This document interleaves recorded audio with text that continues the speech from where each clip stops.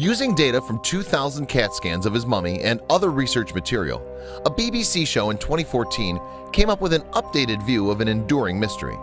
What killed the ancient Egyptian king, Tutankhamun? But it was the image the program makers created of what the legendary pharaoh probably looked like that deeply shocked viewers. That's because it's a presentation that clashes harshly with the beauty of Tutankhamun's funerary artifacts.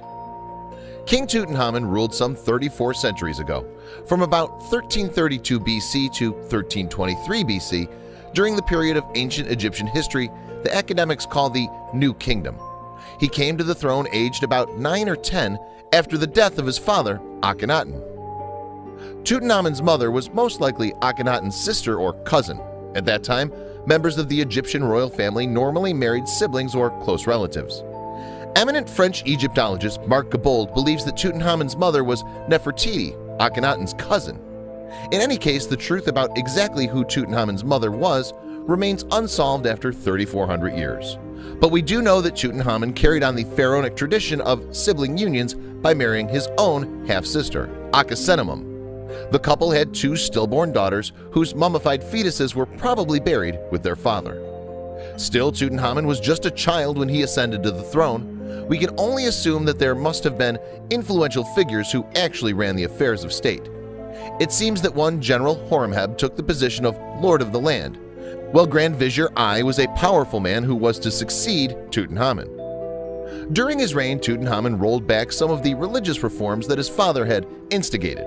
He initiated a program of building works to glorify the god Amun, in contrast to his father, who had favored another Egyptian deity, Aten.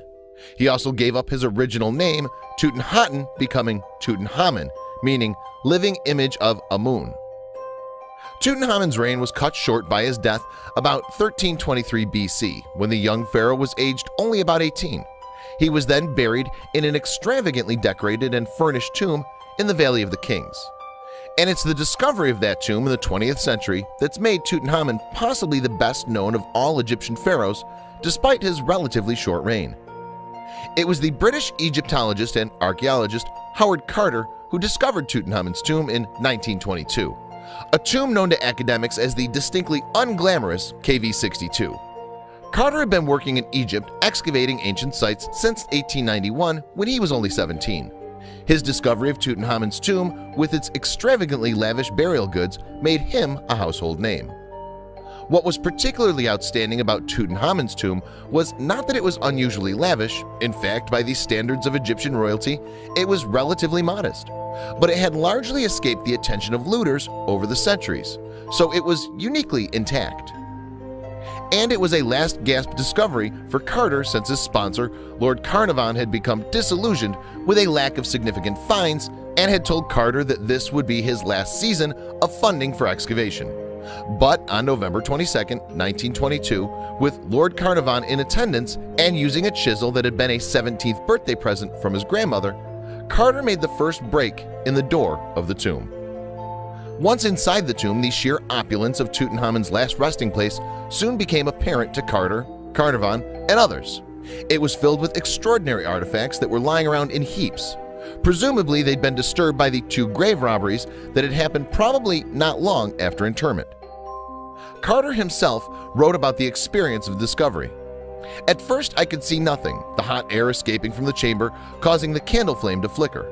But presently, as my eyes grew accustomed to the light, details of the room within emerged slowly from the mist. Strange animals, statues, and gold, everywhere the glint of gold. In fact, it was to take 8 years of painstaking work to clear the tomb. The mystery of Tutankhamun has remained the cause of the pharaoh's premature death. And since some 3,400 years have passed since the boy pharaoh was entombed, it's no easy task for even the most advanced science at our disposal in the 21st century to come up with answers to this conundrum. Over the years since the discovery of Tutankhamun's tomb, there have been no shortage of theories about the strange, unexplained death of this young man. After all, you would expect that a king would enjoy the best care that could be offered in this era. So, what was it that killed him? Theories about the cause of his death have included murder, with Tutankhamun falling victim to political assassination. However, no compelling evidence has been uncovered to support this theory. More plausibly, it's been theorized by some that he might have died in an accident, perhaps a chariot crash. It's even been surmised that he might have been killed by an angry hippo. But a virtual autopsy carried out in 2014 by the BBC came up with a different answer. The post-mortem was carried out by analyzing some 2,000 CAT scans that had been taken of Tutankhamun's mummy in 2006. Added to this was evidence gained by analyzing DNA. A CAT scan showed that Tutankhamun had suffered a break in his leg. Subsequently, this fracture had become badly infected, an affliction that even royalty could not escape 3,400 years ago. And the researchers also discovered that Tutankhamun had a club foot. On top of that, Tutankhamun suffered some unpleasant diseases, as these scientists discovered from the DNA analysis. It turned out that he had contracted malaria. Furthermore, he was also the victim of Kohler disease, a painful and rare condition that affects the bones. The genetic evidence also backed up the idea that the young pharaoh's parents were siblings. Egyptologist Gail Gibson, a consultant on the BBC program, told History.com, "We have to give up the idea that he was a healthy young prince riding across the desert in his chariot, or that he was killed at war and killed by an enemy. What we're looking at is a young man who was not in good health and had a pretty sad life in a lot of respects." So did Tutankhamun die from a mixture of infirmities and diseases? His health fatally compromised by the habitual inbreeding of his royal ancestors? Some scientists are unconvinced. Egyptologist Bob Breyer of Long Island University, New York, is one skeptic.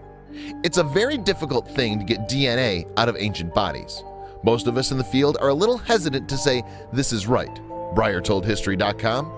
So, Tutankhamun, it seems, is yet to reveal all of his secrets.